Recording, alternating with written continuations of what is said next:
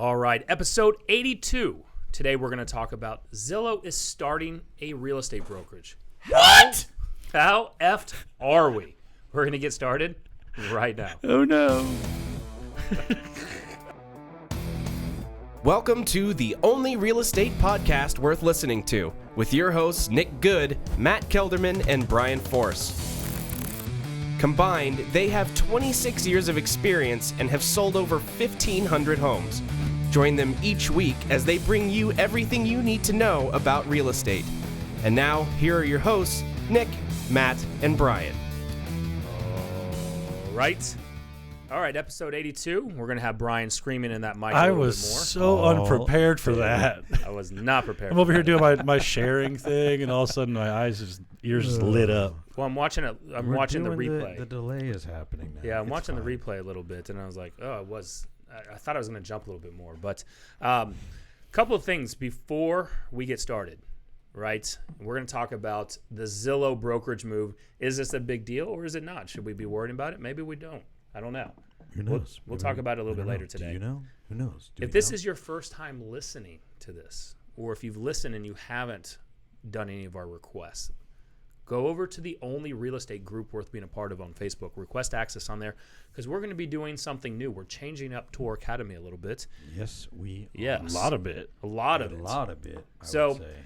Part of Tour Academy, one of the main benefits that we really love doing was the twice a month mastermind. We did it on Mondays, and that was behind the paywall. You had to pay to be a part of that. And so what we're doing now is that we are opening that up to everyone, and we're going to be doing it in the only real estate group we're being a part of every Monday, I think at 5 p.m. Central Time. Is that correct? Yes, sir. So 5 p.m. Central Time. So we're ramping up and wanting to provide more value and really focus on growing that real estate group, the only real estate group worth being a part of, as well as making sure that our listeners are enjoying the podcast. So if you have not gone and done so now, pay to play is now free. It is. I like the way that That's Christina right, Christina. put that. Pay to play is now free. You know what? Because our knowledge is for the world. That's right. We want to keep it that way. So there's two things with this that we're going to ask for, right? First thing, go over to iTunes, or I don't know if you can leave a review on Spotify. I don't think you can. But if you're listening on iTunes, go leave us a review. We've got 55 and counting, so that's been going up. Jake Dixon just left us a review, so thank you, Jake. Yeah. Love that dude. Friend of the show. Yep, episode 81. Yeah, last week. If this is 82, then yes. Yeah. Was it last week? It was last week, too. Yeah. Felt like 2 episodes ago. And go over to our YouTube channel, which is YouTube.com/Tour Academy. You get all. Here's the deal: we're going to be putting out a lot more stuff on there now. So look for some major announcements to come out regarding Tour Academy, our format, our structure, and all that type of stuff. We are transitioning to provide a lot more content for low or no cost, and YouTube is going to be a big factor in that. So make sure you go subscribe to our YouTube channel. Check out Tour Academy on YouTube and give us a subscribe. Hit the notification bell a bunch of times, and you'll see a lot more stuff from us from there. And we're going to hit you up, Christina, on that because we're looking for your guidance and help. We're going to put you on the spot on this because that's, I mean, after your show, we stopped. Yeah. I think we stopped. We talked for about an hour, 2 hours after that, and I was like, why are we not just implementing what Christina was just telling us? Yep. I mean, she went from, I think it was 3,000 subscribers in November to now over, 45,000? Like she was just shy of 45 when she was on the show, so she's probably over that now. Yes. Yeah. I mean, that is nuts, right? And we can do that. You need some help with your YouTube channel. I know someone that can help you. So that's going to be you, Christina. We're going to lean on people for two things this week. Christina, we're going to lean on you for some YouTube help. And if anybody knows how to get this no SD thing off of Matt's camera that we're seeing it also says 92% battery. Because every time we put the SD card in, it won't show the camera. So I'm just calling out some of the funny things people are probably noticing on this show. But we are practicing what we preach here. We just implementers. We're implementers, and we're going to figure that out next week. That shit's going to be gone. Yep. And we'll have figured it out. Absolutely. So, all right, let's get on episode 82.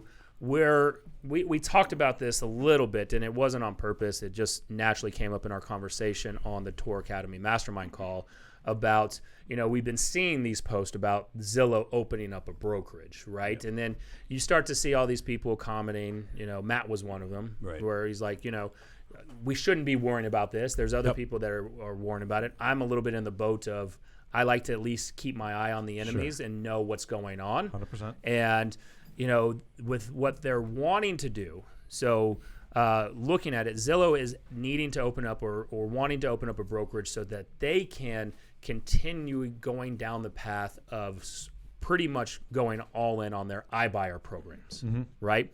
And from there, they are saying, their words and paraphrasing it, is that the reason they're going this model is because there's been some confusion going on, that when a homeowner requests an offer, it gets funneled through to an agent partner, right? And they said there was some confusion, so they're going to they're going to have agents that are employees of Zillow, or Zillow employees become agents that are going to be supposedly part of that brokerage and only doing the iBuyer program. Okay, so there's so much to unpack here. I guess my initial thought, because this is going to be one of the not so rare times, the A in Zillow stands for accuracy. I saw that meme floating around. This is going to be one of the not so rare times where we kind of disagree a little bit on some of the things that we're probably going to talk about here. Somebody give me their fears around this. Why are we afraid of this? Well, here's the thing: I think my fears, are different than generally what we've seen on all the big real estate agent Facebook pages, right? I think the fears that you're seeing on the real estate agent Facebook pages are agents who are ill-equipped to deal with any kind of disruption to their business, right? They don't really have a business that's incredibly sustainable. My fears come from the more long-term effects of Zillow being a brokerage. I'm more concerned about Zillow changing consumer expectations to a point, not where it devalues us, right? And it's going to be hard for me to make this argument without it being tainted by $1 million of self-interest, right? Because I work in this industry. Sure.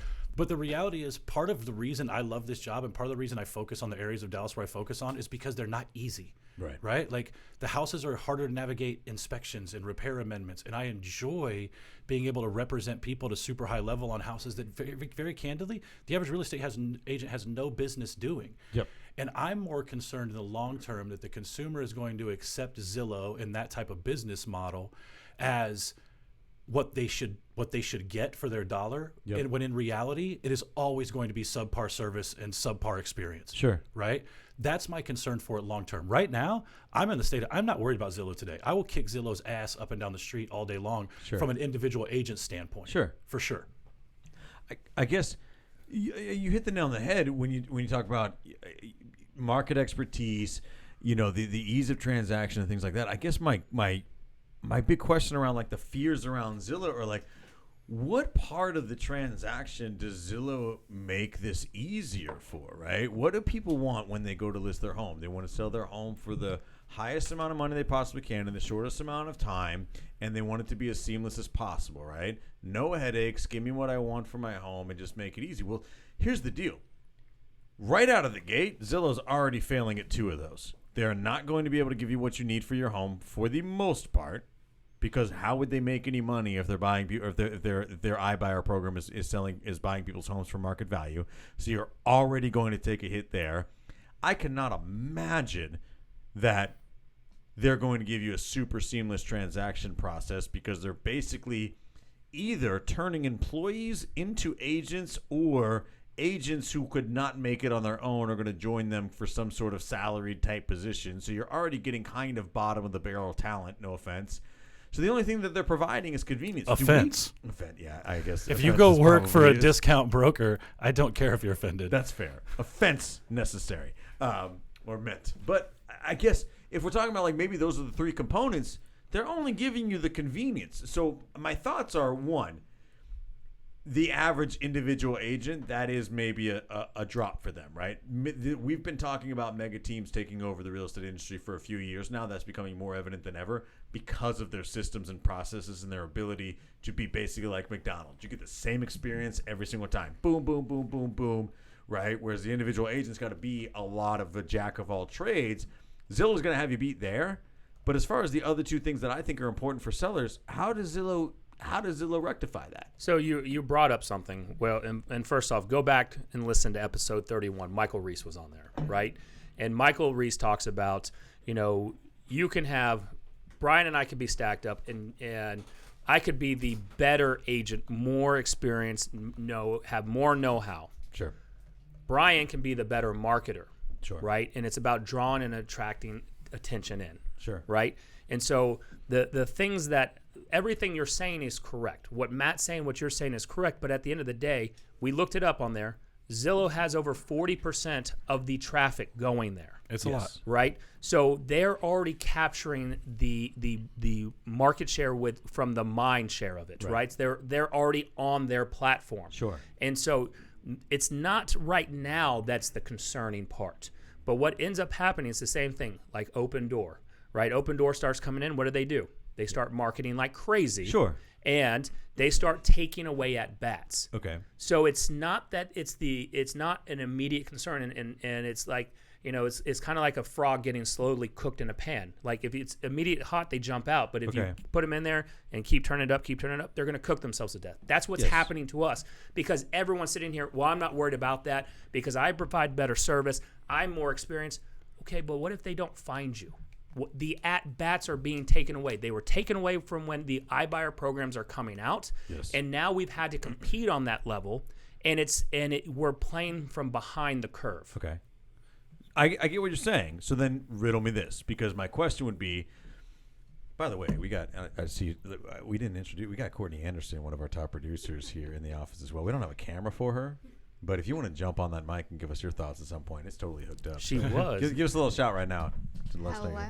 Courtney's here. She was nodding every time I was talking. She seemed so agreeable to what you're saying. I thought that. On nod. That is so true. I love it. Okay. Don't talk into the top of the mic. Talking to the sides.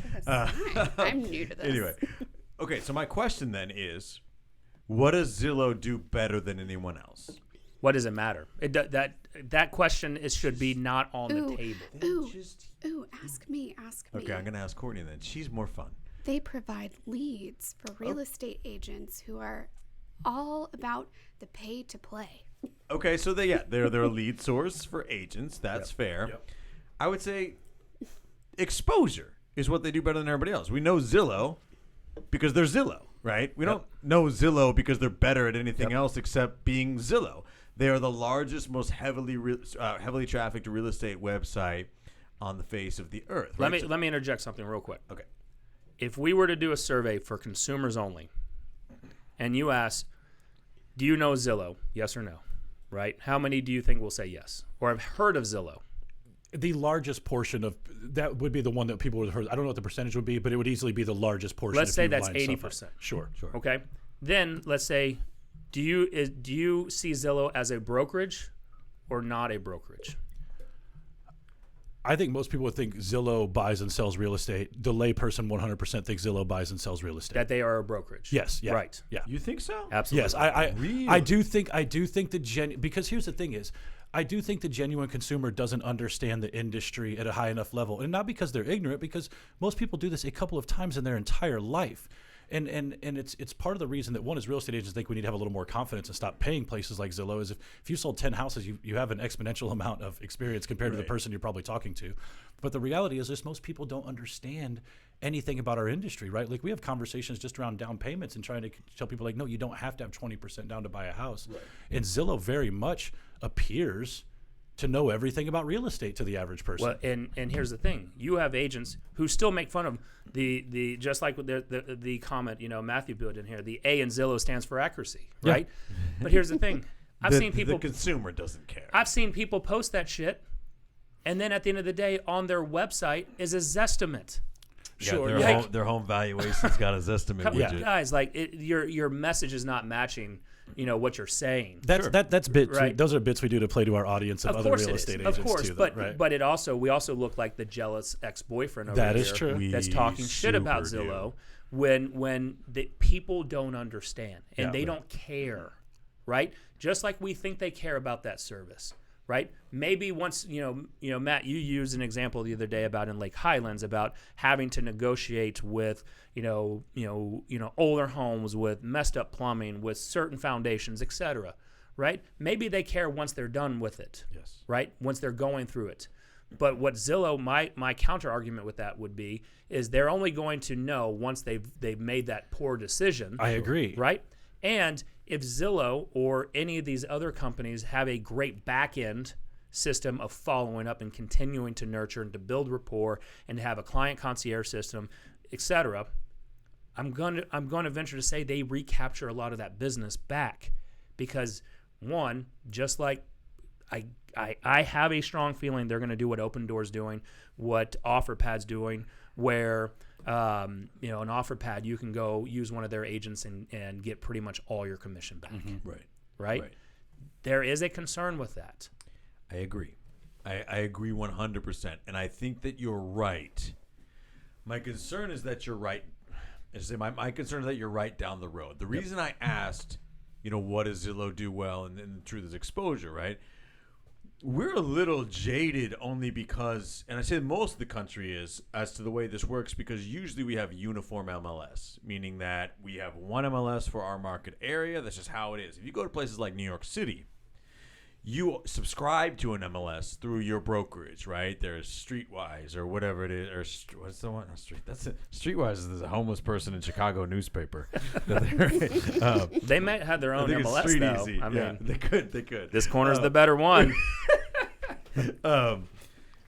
But it's segmented, right? It's not all uniform MLS, right? And the reason I bring that up is because what Zillow does better than anyone else is exposure. The average homeowner or seller, when they go to list their home, they know it's going to be on Zillow. So that's not a value. So if we're just talking value add, right? And Zillow says, hey, we're a broker now. And they go, what's your value add? Or we're an iBuyer now or whatever, right? They go, well, we have the most heavily trafficked real estate website on earth. We're Zillow. We're huge. Right now, the baseline argument was like, well, yeah, it'll still be on Zillow if my real estate agent lists it. He's also smart and good at what he does, right?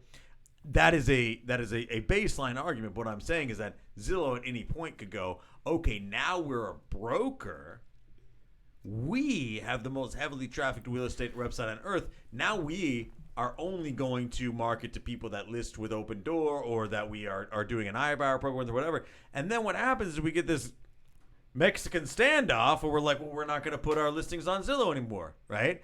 Now, all of a sudden, Zillow is just a broker like anybody else, but Zillow has been absorbing data from other people. Zillow doesn't create content, right? Think of Zillow as BuzzFeed, right? They just repost other shit. They're like, the best 10 tweets about moms or something this week, right? But if they weren't allowed to do that anymore, they wouldn't have any content, right? Zillow is a content redistributor. If they then go and try to bite the hand that feeds it and say, we're going to do your job now, it is very likely in the future that brokerages in mass, and it only takes one first mover. It only takes a Keller Williams or an EXP or an Ebby or a Remax or Century 21 to be like, dude, we're never working with Zillow again. For the other 5 major corporations to be like, you know what, we're not either. And then all of a sudden, Zillow is just a website with a bunch of salaried agents. And you know what that sounds like? It sounds a lot like Redfin, which isn't taking a lot of market share. What you're saying can also be correct. All this can be correct, by the way. Right? Anything can be correct. We live in the Matrix. Yes. And so with this, when you still have over 40% of the traffic coming, you are now That's the bear. in control. But that's as is with other people's listings. Correct. But also if you're buying and you control your own listings, Sure. you are now the owner, and you can, guess what? It's the same thing I said about Open Door, where now it's a complete circle, right? You have the listing. Yes. Now I have the mortgage company. I can offer special financing offers. I can offer owner finance deals because I own this. Negative. Oh, by the way, we can close at our title company. Sure. Oh, you use this complete package, which here's the thing. Gary Keller has talked about this in the past, where you just bundle everything up for one fee, right? And that's what which is not a bad idea, by the way. It's not. And it's a bad idea if we don't get in on it. No, but I mean, Right. it's just like buying Builders a car, are- right? builders Like are I currently just doing bought a that. car last week, and they're like, "Do you want gap insurance?" And I was like, "I don't care." Yeah. Depends on Well, what I you're mean, buying. I ask questions, Yeah. but I'm just saying you can get it all in one place. Right. You know what I mean? But again, temporarily, what people don't understand when they're saying they're not worried about it, they should be worried about it, because here's what they're not doing. They're not changing their actions. They're still Yes. doing the same shit that they were doing last year, 2 years ago, 3 years Yeah. ago. And guess what? It's this. I've said it before, and I'll say it again. The iBuyer programs took away your at-bats. I lost opportunities when Open Door I agree with that, came for into sure. the marketplace. I know I did. I lost opportunities when Redfin came in. They told me. I've had clients that went to Redfin I have lost that were out too. I understand long-term that. clients of mine. They're like, "I'm so sorry, Nick. We really would like to go with you, but over here, we've already been doing our research. We feel we're further down the path, and they're doing it for X amount." Here's the part about that I think where the money comes into play, that we're taking out the psychology aspect of it, because you're right, and people want the discount up front. You know where they don't give you credit for the discount? On the back end, when they feel like they got screwed on a bunch of repairs. Right. So while you're talking about the Zillow being able to nurture them back into their pipeline years later, might Zillow have an effect for a cycle? Certainly. But every single person who gets screwed by Zillow is the exact same of every single expired listing I talked to that listed with Redfin that's like, I'm never listing with those sons of bitches again because it's not worth it. So yes, can Redfin and Open Door come in and bite off a chunk of an apple that you don't get? There's no doubt.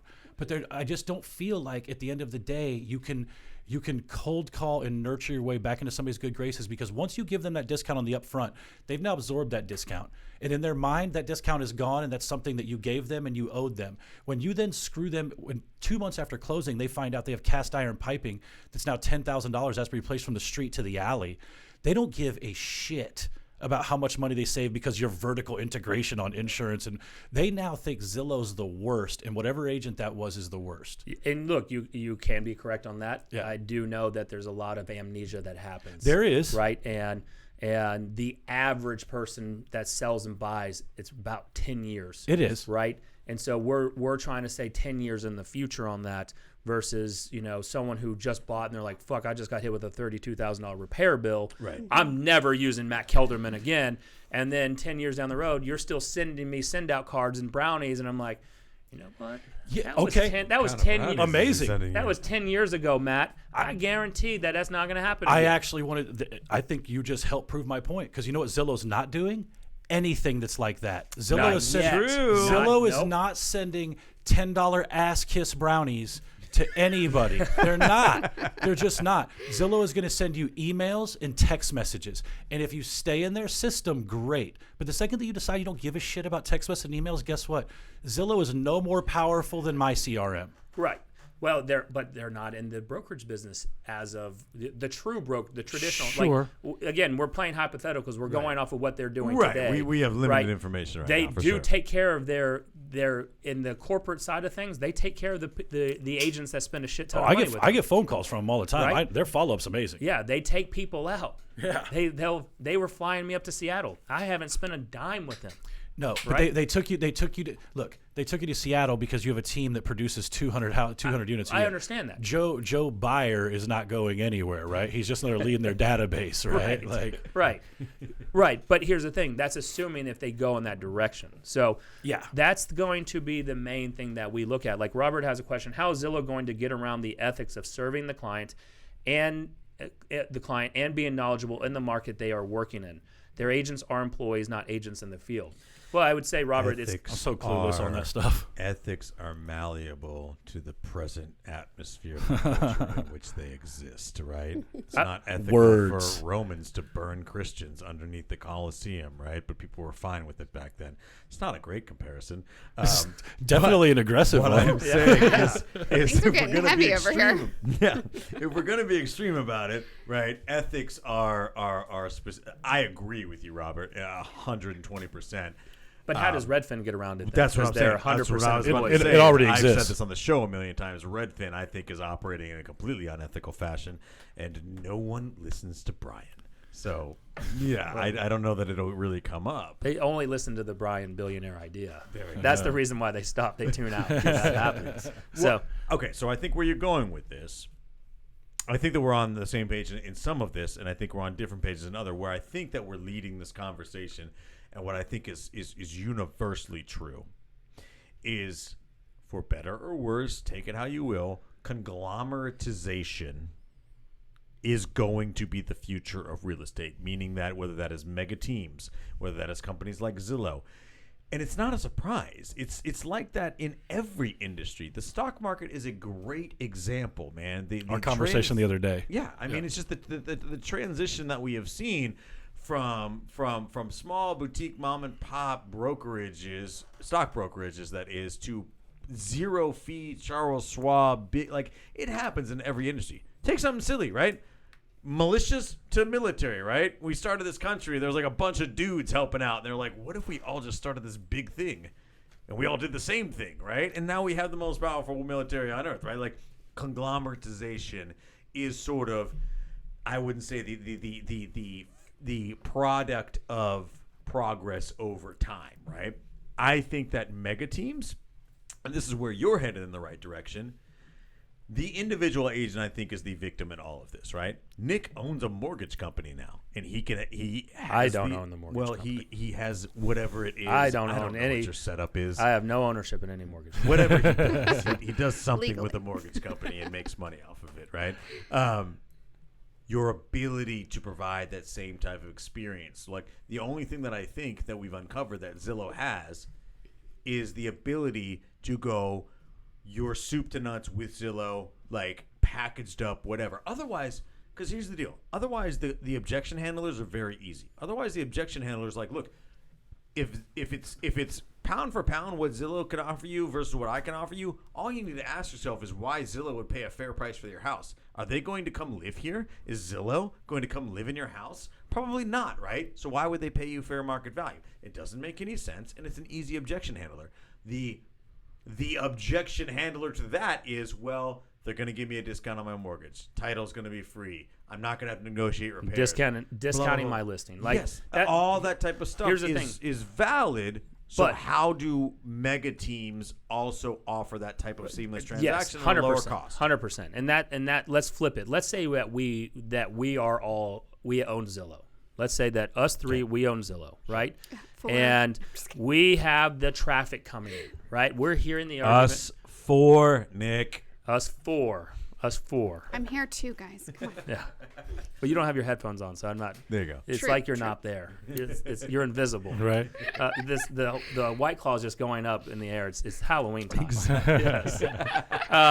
Again, we own it, and we have the traffic, right? We also have the hardest thing to obtain, which are seller leads, Yes. right? Absolutely. Now you've got Sure. these seller leads coming in, Okay. and you're like, you know what? We got to go and start our own brokerage. We're gonna have the employees do it. But by the way, we have these seller leads coming in, and in order to monetize it, we can continue selling over here. Right. But it's no guarantee that Joe Schmo at this brokerage is going to try to send it to Zillow Title, right? Zillow, aftercare products, Yes. right? So we're just going to keep it all in house. And what we're going to do is, oh, Brian, you don't like this offer because obviously this is an investor offer, even though it seems pretty good, Right. but it's not because you look at all the fees. What we can do is we can list your house for X%, right? We've got the buyer traffic here. So we're going to get you more exposure than anybody else already just on one website. And by the way, you use that. We have an affiliate service called Zillow Title, and we're going to be able to discount that. If you also want to buy, we can discount it a little bit more. We can also discount your home insurance. Oh, and we're in the home automation and home concierge business, so we can set you up with electricity. We can set you up with an alarm system, cable, TV. Now you're owned by Zillow. It's a scary thought, but that is sort of not the checkmate in this conversation, but it's already in practice. Builders have been doing it for years, right? They're able to give you, but they've never truly owned it. No, but I'm just saying that idea. Yes. Yeah, I mean, some of them own it, right? D.R. Horton D.R. owns Horton their does, in-house lender yes. and stuff like that. Like in as far as like a grassroots effort, that's already existed in this marketplace. So it is something you can institute. That does scare me a little bit. But again, that just goes back to being a little bit forward thinking. I will tell you the general thesis of this that is coming through very subtly right now is either you start a team or you join a team. Otherwise, you're fucked in real estate in 10 years. I'll just tell you that. Or straight here's the up. thing: you want to know how else you're fucked? Is that you have a team, but you're kind of you loosely have a database, and you're not marketing, and you don't understand the marketing game. That's a scarier place to be. Yes. High expenses without real direction. Yes. Yeah. Right. And thus the reason where on the mastermind call we talked about, and one of the questions I asked is, how much have you guys made off of expired listings where you're using text automation? We're still making the cold calls, and there's still a large difference. Cold calling still works, Very, right very now. different. It definitely But does, for sure. If we didn't have the database and the marketing and making offers out to the general public to get more, to get more data in, right? So kind of like what Robert had mentioned, that Zillow they're a data aggregator. We should all be data aggregators, and we're aggregating addresses, phone numbers, emails, right? And making sure that we're staying constantly in touch with them. What we can do is community style events, getting local, grassroots type efforts. So let me ask you this then. How do adjacent industries play into this whole momentum shift, right? Because we're not the only ones being threatened here, right? If Zillow comes in, big bag Thanos style, and takes over the real estate industry, aren't lenders and title companies being threatened just as much? How do dynamic partnerships between teams and title companies and lenders and all that, how do we band together and create strategic partnerships to offer the same type of services with better expertise and inside knowledge? That's a great question. I mean, I think is that not the answer, right? If you own a title company right now, are you not just as scared about this? Depends on what title company you're owned by. Yeah. If you're F&F, one of the large, Sure. Fidelity National, you're the largest. I believe they're number one. And in probably the title first business. person that Zillow. but Keller Williams is the biggest real estate company. What are we talking about? Here's the thing with Keller Williams, though, right? And this is what we've talked about previously, that in the Keller Williams world, and EXP is probably going to prove the same, even though they're one entity, is that real estate agents still have an independent business owner, that 1099 contractor mindset. Yes. So do you want to go and send your business to Keller Mortgage when I can go send it to, Michael DeBacker or Stephanie Johnston? Yeah. So agents need to be on board. Now, Zillow, who they are employees, Right. they don't have much They direction follow a there. checklist. Yeah. It's the same thing that we see, like even in the mortgage industry, where you see a difference in the style of work being done, because the majority of loan officers are W-2 employees of that mortgage branch. Yeah. Right? You can see a difference in how they work versus even how real estate agents work. 100%. Brokerage, right? 100%. It's just a different mindset, because we're 1099 contractors. We're like, we got in this business to have time freedom, to make as much money as we want, and to have no boss. Yeah. Right? I got in this business to do podcasts and drink White Claws. I don't know what you're talking about. So here's the thing. Can we create a company of, what would the name be? Something cool if we all three were able to band together, and even still we stayed the Good Home Team, you stayed Herg, and then we created a parent company up here, regardless of if it's different brokerages. The worst part of this game is they both have cool ass last names, and I'm stuck over here with this gobbledygook at the end of my name. It's just so ridiculous. So we'll just call it Good Force. Yeah, Good force good force. with Kelderman Dot. on the side. With the side of So, Keller. so just the be the photo dot. would be me and Brian together, and Matt somewhere in the kind of blurry in the background. holding up a like in the sign. bushes in the back. It was kind of like your team. Remember that we were team shooting photo, for the yes, Real Producers yes. event, That's and one of your team members showed It up was late. Kristen Moore. Courtney knows her. Yeah. She was like in the background of like 6 of the shots for the magazine cover. We didn't notice it until we got chilling. it sent to us. We were like, who the fuck is that? But could that happen? I mean, I don't like this conversation anymore, because all of a sudden I think that you're making a lot of good points, and it troubles me. I don't. It troubles me because it makes me feel like the 1099 self-starters are the ones that are getting hurt here, which drives me crazy. And again, you look, I will just tell you right now, from my personal feelings on this, I do not think that the really highly structured, highly efficient sort of mega teams in this industry are going anywhere. I think that will thrive in any environment for the same reasons, right? If Zillow wants to make a move, we'll just make the same move, right? Like we do have some of those resources, not on the same level, but enough to continue to grow every year and carve out a little bit of a niche.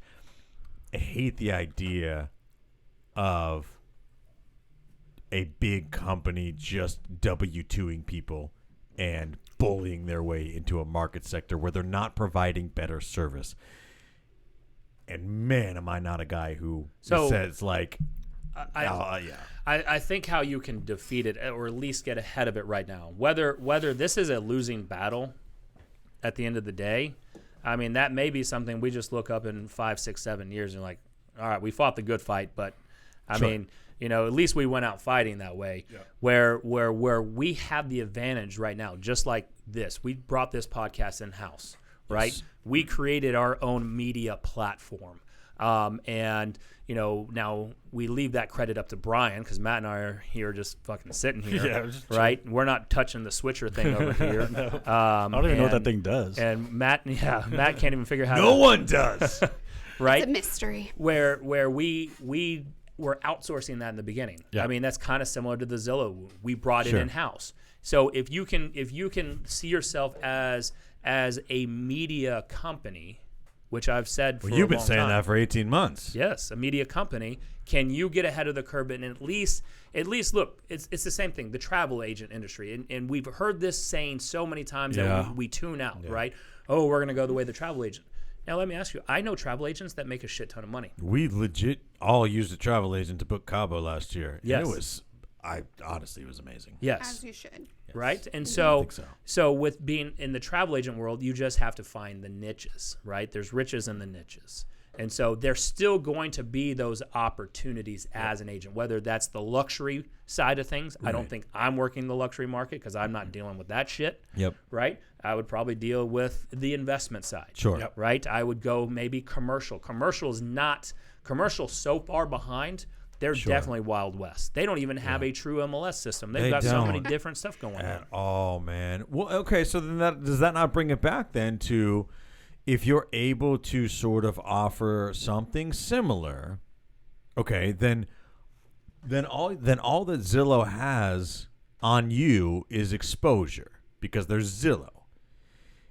Maybe that's the future. Maybe there's this Judgment Day war between high-level teams that are like, look, we can offer the same thing here locally. We're pulling out. We're not putting our stuff on Zillow because they're direct competitors, right? And maybe the biggest teams in real estate, not even the brokerages, maybe the biggest teams in real estate that have these refined systems and processes, maybe they band together. I mean, who knows what the future looks like? But all I'm saying is that the only difference that I see in the future that is advantageous to Zillow is that they've already built the most heavily trafficked website on earth, and now they have the capital and the wherewithal to go and package up the entire experience, but they're still going to lack that market expertise. If we can then go and say, hey, counterpoint, now we're going to band together to do the same thing. We're pulling all our shit off Zillow. We have got a title company in our bag. We've got everything, insurance. We're all under one roof. And now we're doing our own thing, though. Now it becomes a lot more like a New York City where your brokerage, who you're with, where you're listed, all that type of stuff really starts to matter a lot more. I think that's up to the associations and everything else, right? Because on that side, I think what we will probably end up doing is we will sell this podcast to Zillow, and we'll become the only Zillow podcast worth listening to. I'm down. And then make us an offer. Yep. And then game changer there. Game changer. We'll all be promoting Zillow like crazy, right? And saying you should come join this brokerage. Screw the XP rev share. Screw the profit share. We'll delete episode 82. Yeah, exactly. This will never. Yeah, you'll never see this podcast again. Like a Simpsons episode. Yeah.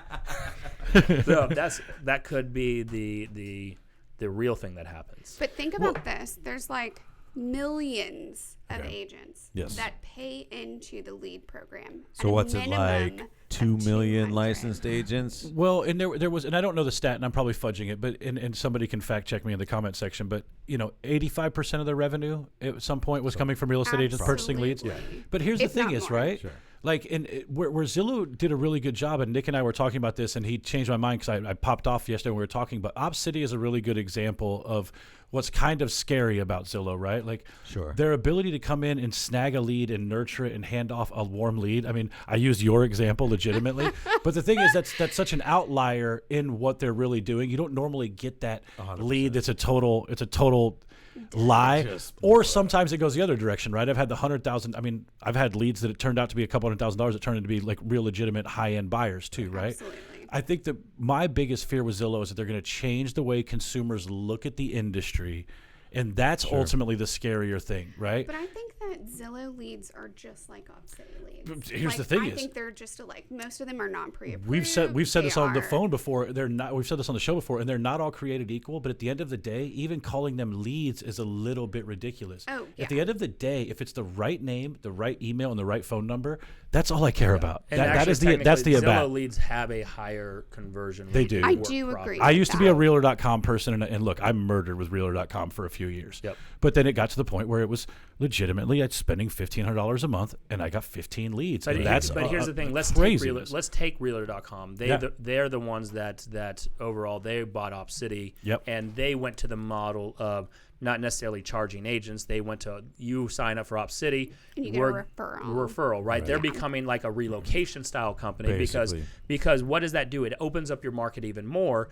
because you're limited by selling. It's kind of like Boomtown, right? Boomtown was badass back in the day. Still great company, but it was exclusive. Yes. The minute that they were some of the first ones doing what a lot of people do now. Yes. Now you can't maintain an exclusive territory business, right? Because you can't scale it. And so what do you have to do? You got to, all right, we're going to open up a few more. Then everyone gets it, right? It's the same thing on this. You had territories, you start opening up more, and then you start going, well, we can't sell anymore, so let's just put them on a referral fee because it's hard to get, it's maybe Courtney, you used to buy Zillow and you're like, this shit sucks.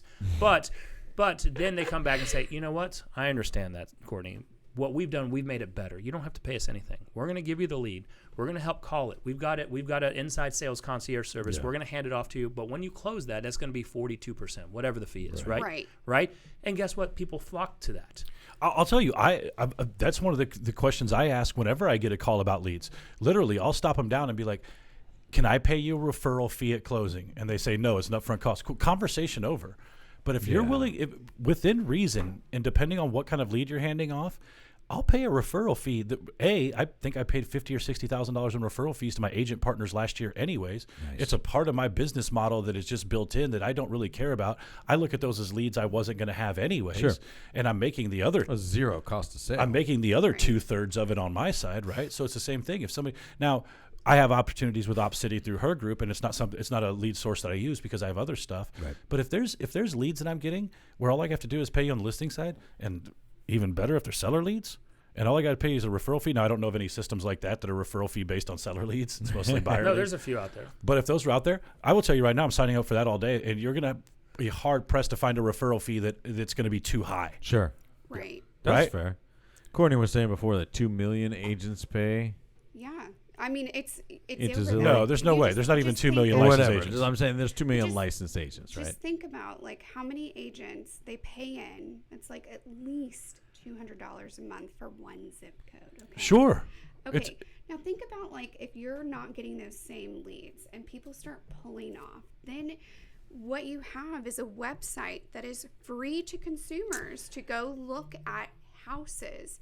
Now, how are they going to build that revenue? They'll start charging the consumer. They do need it. That is a good point we haven't talked about, guys. How do they replace the income from the real estate How agents? do they replace their revenue stream when everybody tells them to fuck off? I don't think they have to, because for years, the in all these sites and everything, people have been telling, I'm going to tell Zillow to screw off. You know what? There are always agents who are going to pay for leads. Bro. Just like it doesn't end. I'm never going to put my listings on Zillow. That is the one thing where it's just super wishful thinking. That ain't happening. I don't know, man. No. Revolutions. No. It takes people stuff. People would take it off of Zillow before agents stop paying for leads. But it takes one seller to bitch. Yes. No. But also parlay that with sort of the scenario that I laid out before, where you have mega teams and we do start to sort of segment into more of a New York City type. who your broker is matters because their network's bigger and stuff. If we decentralize Zillow a little bit, the allure of getting Zillow leads is not going to be as high. The argument. Just think about it. How many people pay for fucking Redfin leads? Sure, but compared to Zillow. Well, Redfin is a referral partner program where they hand you off their slop still, that their it's premier not as- agents it's don't not work. as many people I that was are a involved Redfin in that as referral Zillow. partner for a while, and it was trash. But here's the thing: is I will say, like, where I think where Nick's right, and I don't really know. I don't think agents are going to stop paying for it. What ultimately ends up happening, though, is I'm able to now go into a listing appointment and tell a person, look, here's the deal. We're not going to put your listing on Zillow, and I know that sounds insane, but Zillow now is officially a competitor to you and your listing. Listings that they have in the neighborhood they are trying to sell, and they're actively not going to want to sell yours. It is in your best interest because Zillow's just like any other brokerage that's trying to beat you up. Right? They are actively working against you. So while I understand this is a little bit weird, and look, this would take something massive to happen. It would be a brokerage type of change. I can now go in because, to Nick's point, I can't say that right now because they feel like they're missing out on something. Right. But the second that I can have a conversation with the seller around Zillow is now your competition, it completely changes, I would think, a good agent's ability to have that conversation. But here's the thing. That should be, honestly, I love that point of view. Right? Yay. You should be sending that video out right now. Sure. Like record Right. it now. Record it now, and that should be going out to your database because guess what? I'm going to go back and rewatch this, and I'm sending that out. And I'm using that style because regardless, Zillow's not a brokerage. We're not necessarily competing. But do you want to sell your home or do you want your neighbor to sell their home to Zillow? And what we need to look at is there do we know if Zillow's undercutting a neighborhood that could affect to pull down values in a negative manner? Absolutely. At some point, it has to break in, doesn't it? Because, I mean, aren't commissions inherently worked into the sales price? We all understand that, right? Otherwise, what is Zillow doing with the homes? They're not just banking on organic appreciation. Well, in the typical iBuyer, they are going to come in lower because they've got to make profit. You know, Right. there's a profit margin. But that won't necessarily bring down the value because that's not going to be sold on the MLS typically. So an appraiser won't pull that. So it won't. Pull that. But here's the thing: if it's sitting on the market. You can't have it both ways. You can't live in the past and the future. But Right? that's If the thing future you've is Zillow runs the show, Right. the appraisal industry will change too. Well, and then possibly. you've got consumers looking at Zillow directly versus being able to have access to the MLS. Yeah, that's the other thing. Zillow So- usually advertises a lot of their sales and stuff, and they get it Right. from it's very loose data. But if they actually start buying, if they just erase that component of their offerings, is like, we're not going to tell you what we bought or sold these for, right? Like, now that's a whole resource that they used to give, and now they're not. There's some sort of appraisal mechanism there, But then whether they it's can congregate the data that their consumers are putting in for searches, and then they can automatically put those in emails and put those top of list as, you know, their specialty homes or, you know, et cetera. Sure. And I think that's where, you know, the buyer needs to become educated so that that's not being lost in translation. So that comes to a good point with that of to your video, Matt, or to my video, Nick, when I send it out. So when I talk to myself in third person, Speaking to future Nick. right, is that Future Nick. you know, bringing up, are they showing? And I don't go search on Zillow. I probably need to do it. Do they bring up their own listings first? So you have the buyer traffic, they'd right? be silly if they didn't. So does Zillow own listings show up first in the buyer traffic? And if it does, that is something that you can at least use of saying, all right, if you don't want to put it on there, you know, if you wanted to use a point of delisting from Zillow, right? It's usually like, look, all right, I understand that they do have a lot of buyer traffic. They got a lot of eyeballs, but here's what they're doing. They're also showing their own listing, the ones they own first. Yes. You want to be owned by Zillow? Okay, great. You're going to have to sell at this price. You're going to walk away. And guess what? Every single person who inquires about your house on Zillow isn't going to talk to your actual agent. They're going to get rerouted to another agent who's different actively agent. working against you in negotiations. Exactly. Right? Yep. 100%, man. Which they already do, but it is a way to highlight that point and make it actually fucking matter. Because right now, I don't think people care about that. But when you put all that stuff together, it starts to paint a picture of Zillow with a couple of horns on their head actively working against the seller. Thus the reason why I say that this is we need to be more leery. We got to stop saying, I'm not worried about that. No, start worrying about some stuff and start making this industry better. That's such a bullshit. That's a bullshit answer when they're like, I'm not worried about that. I take care of my people. I provide great service. So does everybody else. Nobody typically. was worried about the 2008 recession before it happened either. So this idea that I'm just not worried about things doesn't really fly with me. Yeah. And look, eventually I have a feeling because you're starting to see, because yesterday, Matt, when we were talking about this, you were not on board with this. No, I definitely some of the stuff we're talking about today is still how I feel, but there's also some things that after our conversation that I hadn't really thought about the conglomerate style of it, like Brian's talking about, that I'm like, I didn't really see how all of this was intertwined. It was very helpful for me. Even if we're 20, 30, 40, 50% true, the other's not, that's still taking at bats away. And just like a weatherman, they're going to eventually be right. Yes. And I hope we're not right on this one. But here's the thing. I will tell you this, right? Like we've all just said before, no matter what, ignoring it is not a solution, right? I don't personally believe that an awareness campaign is the way to solve a problem like this. No, because hungry people will eat anything, and that's what most agents are, bro. Exactly. So just because we know that this entire industry would be more effective if it was run a certain way doesn't mean the general public thinks that. And so us just trying to scream louder than the other side is not a great way to get things done. It's such a 2020 way to get things done, though. 2020 way to get things done, we've right? got 3 months left to do it. Exactly. I don't think long term that's the solution, but